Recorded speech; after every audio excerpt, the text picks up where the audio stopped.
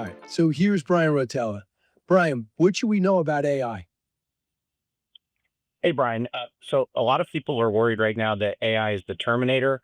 I'm so less worried about that. I'm much more worried that AI is a privacy crisis that's going to make healthcare before HIPAA, the privacy law for healthcare records, look like child's play.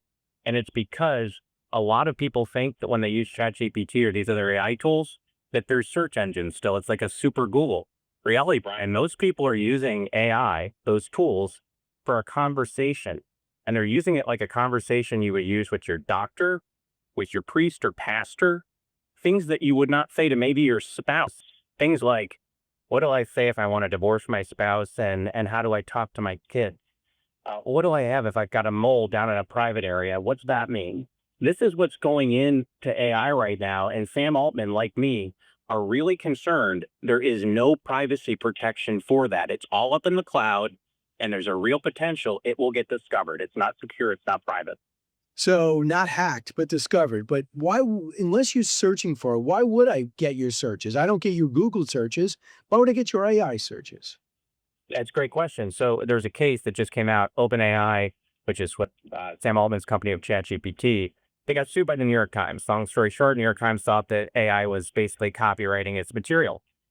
District court judge said, okay, we're going to require OpenAI to keep all of the sessions, the prompt sessions, Brian, not just for what was relevant to the New York Times, to all users, not just the sessions that are active, but those that ultimately were deleted.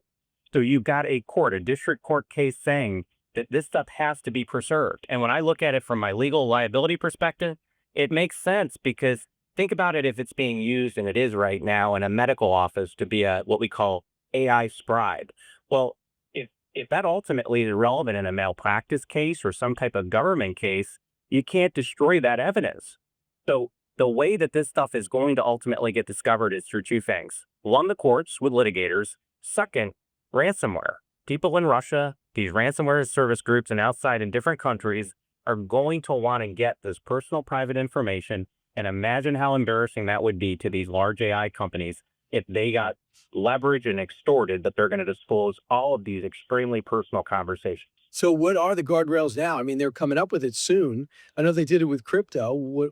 How close are the guardrails for with AI? You got David Sachs in there as the AI czar for a reason. Yeah, there are any.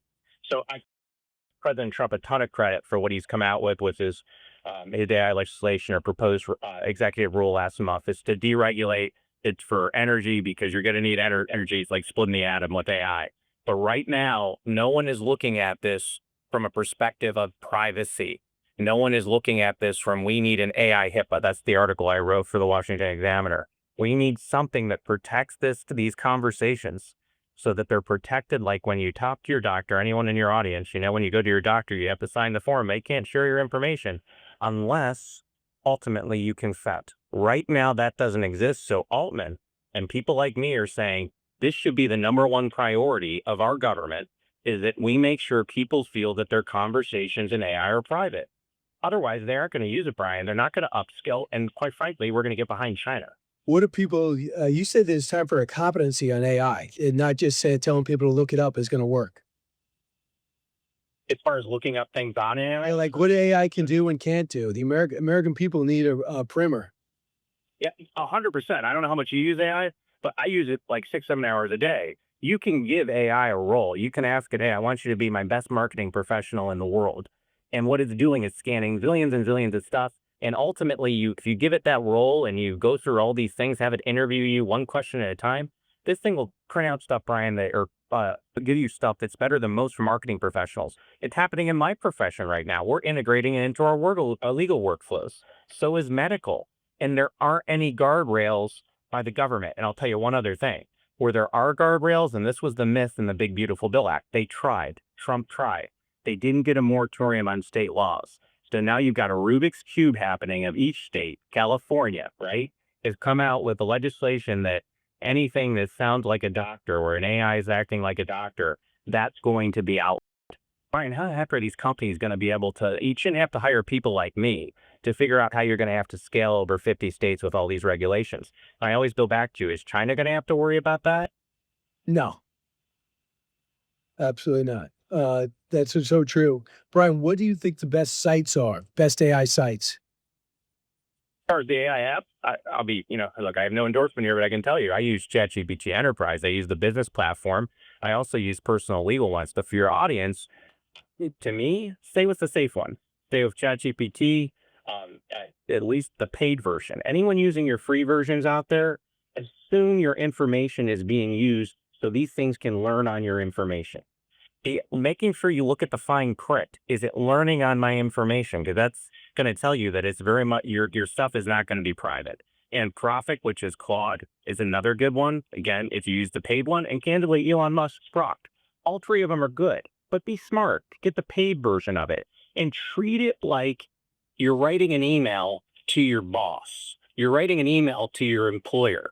Don't put stuff in there you wouldn't want people to know that could be discovered, because right now it's not private. And don't just listen to me. Sam Altman's talking about this all over the place. Understood. Brian Rotella, thanks so much. Great advice. My pleasure, Brian. All right. And when it comes to AI, I think so much of it's new. So many people. I hope they're teaching it in schools. But I think with everyone with a phone, I mean, before you had the phones, before the Blackberries, if you had a computer, well, I'm going to go work on my computer. I'm going to leave my computer at home. You have a laptop, you have a desktop. Now it's you have a computer in your pocket, in your hand. So you could start experimenting immediately. The accessibility, it couldn't be any more convenient. And to think that you got to ask questions as if each question's going to be public, that's certainly new.